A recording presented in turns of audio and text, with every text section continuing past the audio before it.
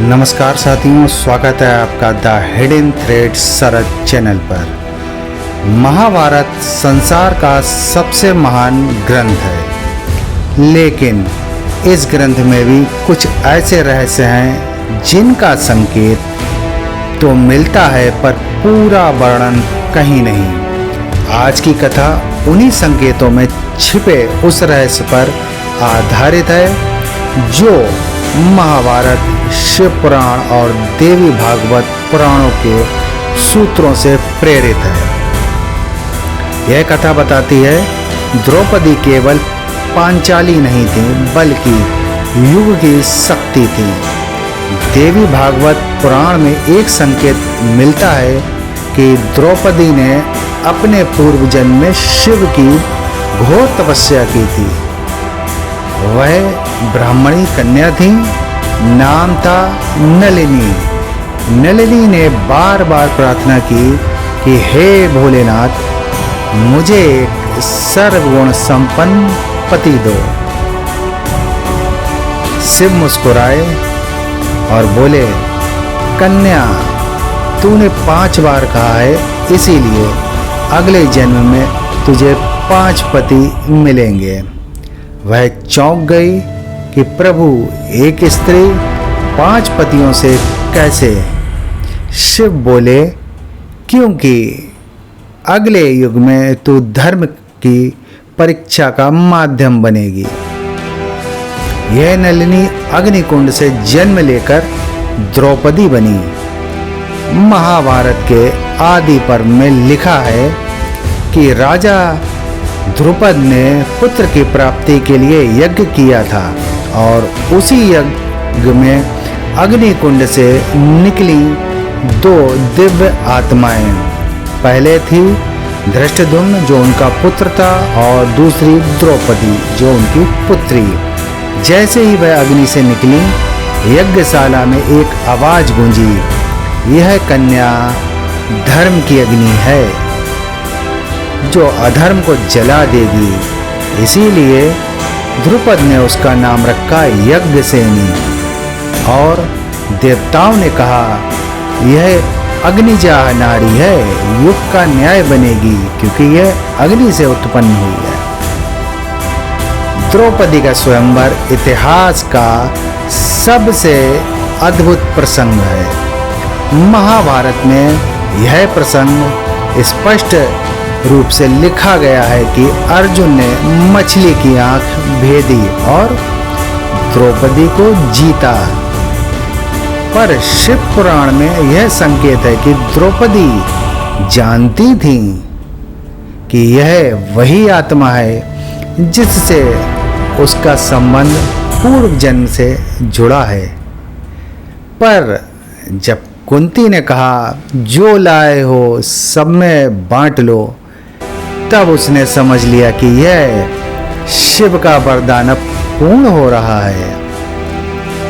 देवी भागवत पुराण में यह भी कहा गया है कि द्रौपदी में भविष्य दृष्टि भी थी, यानी वो भविष्य देख लेती थी।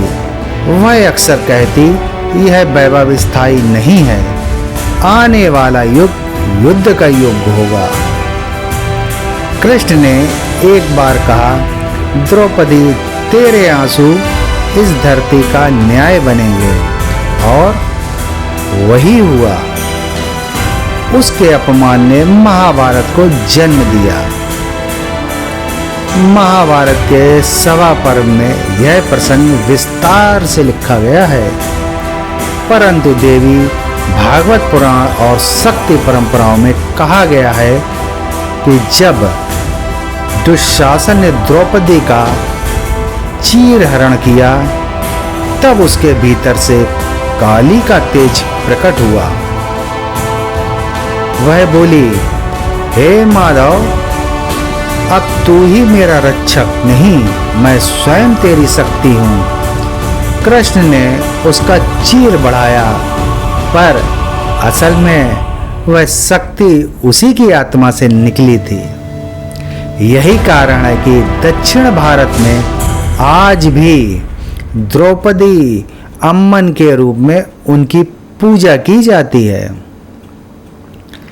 वनवास के दौरान द्रौपदी का ध्यान और साधना कई लोक कथाओं में वर्णित है।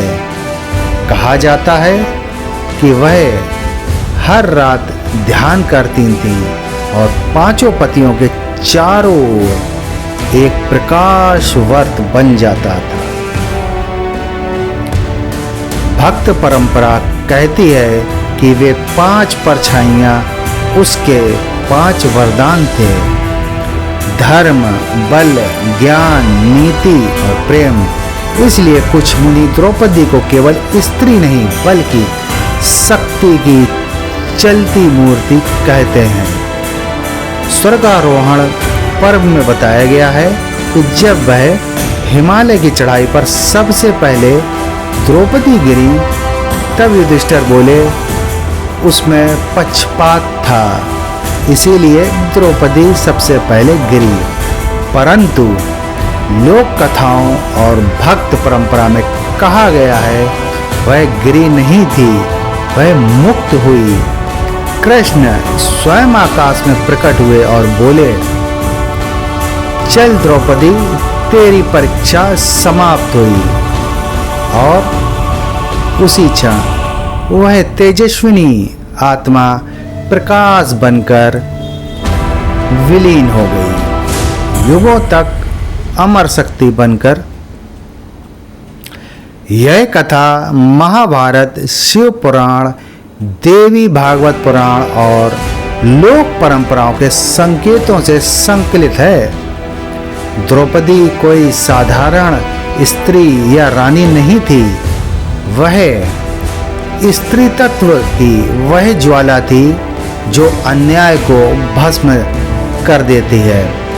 वह आज भी हर उस हृदय में जीवित है जहां पर सत्य और न्याय की लौ जलती है। यदि आपको मेरा ये वीडियो पसंद आया हो तो इसको लाइक करिएगा, सब्सक्राइब करिएगा और इसको शेयर करिएगा। मिलते हैं अगले वीडियो नई कथा में एक नए रहस्य के साथ, नई जानकारी के साथ। धन्यवाद।